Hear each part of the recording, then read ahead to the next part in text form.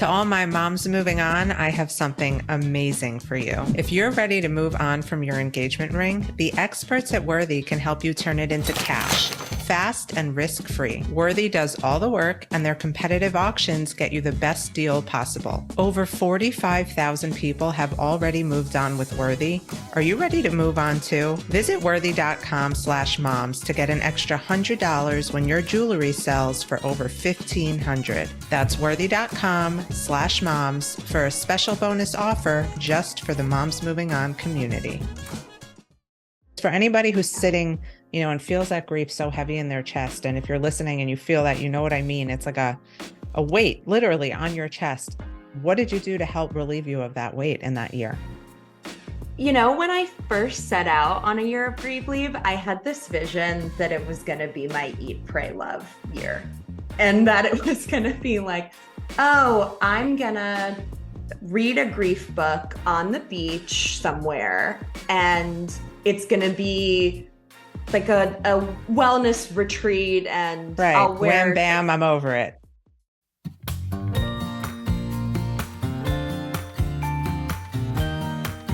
Welcome back to another Moms Moving On. I'm so excited to have you here today because I also have my friend Rebecca with me.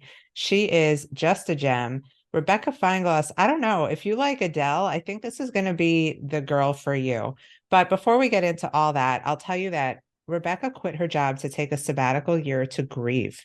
She called this journey Grieve Leave and documented her thoughts on her blog and social media. Through sharing knowledge, advice, and tangible resources and creating a space for others to grieve, Rebecca has expanded Grieve Leave beyond her own personal journey and has grown into a community of thousands. Grief is hard. Grief comes in all shapes and forms. Grief comes after so many different things. Rebecca, I'm so glad you're here with us today to help us unpack it all. Michelle, I'm so happy to see you again. I love connecting with you. We have so many things in common, but I love your podcast. We've connected so much lately. I feel like we just have to make this a thing. I am all about it. And I love, two women who can connect, especially on the grief and pain of divorce, and can really do something beautiful with that. I love everything you're doing. So thank you. And thank you for having me on. I want everybody to hear your story. So just let her rip. Oh my gosh. Well, let's go. I think first things first. So I'm Rebecca Feinglos. I am the founder of Grieve Leave, which, as you shared so beautifully, is a community of thousands of folks, really globally, to support each other and learn about what grief and grieving actually is through all different kinds of losses. But the thing is that my life wasn't always like this. To tell you more about me and who I am, I have to start by saying I'm the daughter of Mark and Susan Feinglos. And that's probably not the average thing that a 34-year-old would give in their bio immediately, introducing themselves to another person. But for me, I actually had lost both of my parents by the time I was 30.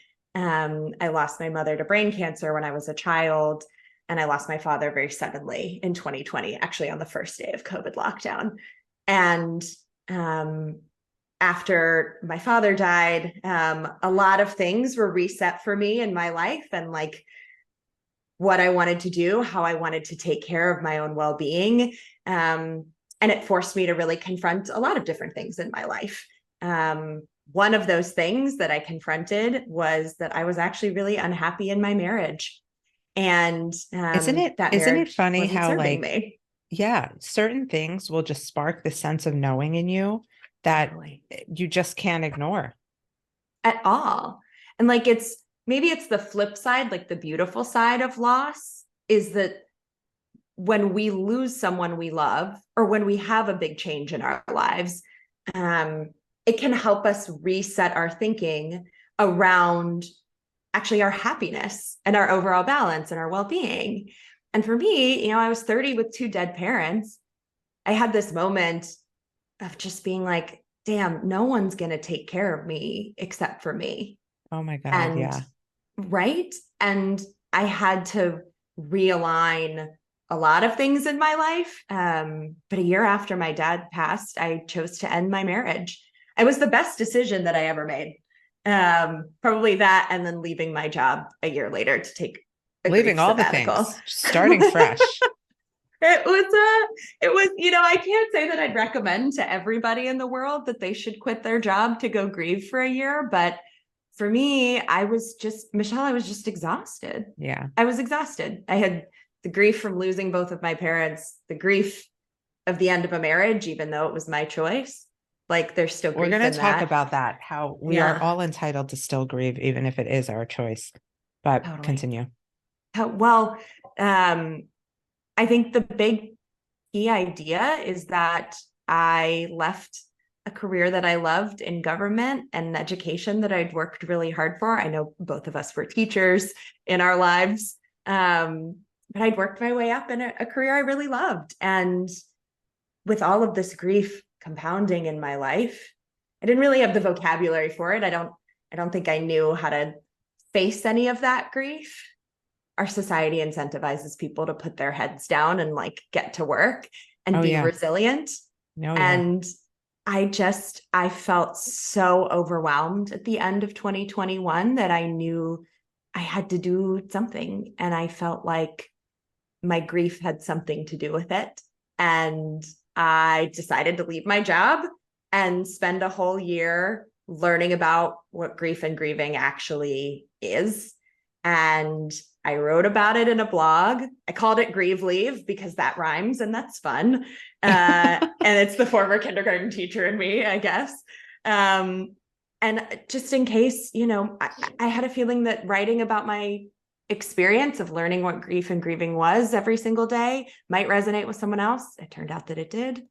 And I have so many stories from that year, but today I founded a whole organization that's dedicated to helping other people through their grief too. And all different kinds of grief, death, Well, it's divorce. incredible to Yeah. see, because I think grief is, depending on what you're grieving, grief can really be like a universal connector, right? It's like, Yeah. this is why they have support groups, and this is why people sit in circles with their feelings. But I think on this level, in this way, in a world where we are all plugged into the internet to solve all of our problems, like this is such powerful stuff. But I want to go back to Thanks. that moment, because some might think that when you're struggling the most, you're going to hold on to your marriage, but you realized after the death of your father that you had to let go of it. What was that like shift like for you? What did you realize in that time? Yeah. So my father was my best friend. He was my anchor. He was everything to me. And I mean, I talked on the phone with my father every single day.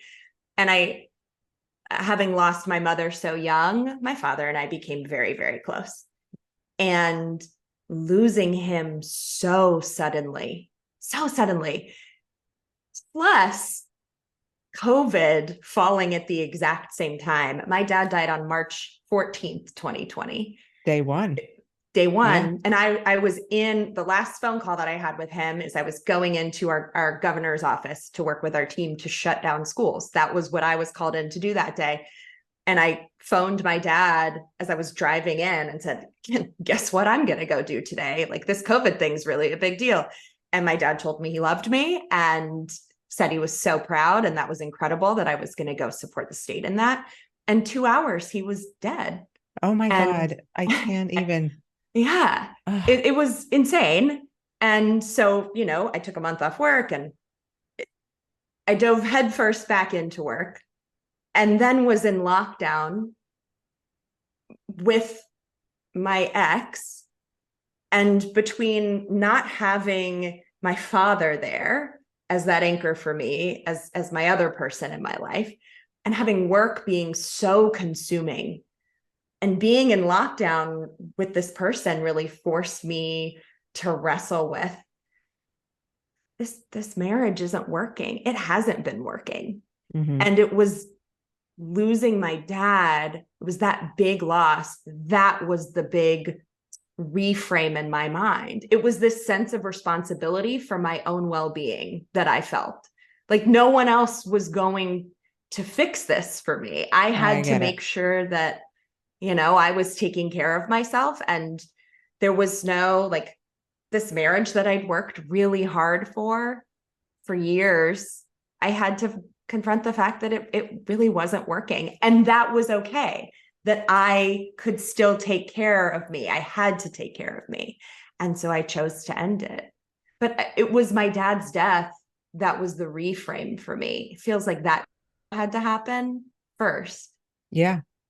That's really interesting. And it makes so much sense. I think you had this pain and then you were sitting with it in COVID. And so everything else just amplified. I mean, there's a reason why divorce rates spiked so high that first year of COVID, because people were forced to like sit in their misery with somebody and like wrestle with it and like recognize it and not just pretend like it wasn't happening. I couldn't pretend anymore. And I really wanted that marriage to work. I had such a strong vision for it. And, we both worked really, really hard. And it is the best choice that I ever made. And it is so funny how loss in our lives can reset our thinking on our own well-being. Yeah. And it can be a beautiful thing. It was for me, ultimately. So you inevitably took a whole year off of life to just like be with your feelings, like feel them, go through them. What did that look like for you? Because for anybody who's sitting, and feels that grief so heavy in their chest, and if you're listening and you feel that, you know what I mean? It's like a weight literally on your chest. What did you do to help relieve you of that weight in that year? When I first set out on a year of Grieve Leave, I had this vision that it was going to be my eat, pray, love year. And that it was going to be like, oh, I'm going to read a grief book on the beach somewhere. And it's going to be like a wellness retreat. And I'll wear wham, bam, I'm over it. And I'm over it. And I thought the year was going to be about all of this travel. And while that partially is true, I did spend much of the year traveling. The year was not at all luxurious. I spent a lot of the year crying, like sitting in those feelings that I had been so scared to actually confront. I'd never been alone, really. I'd never lived alone before.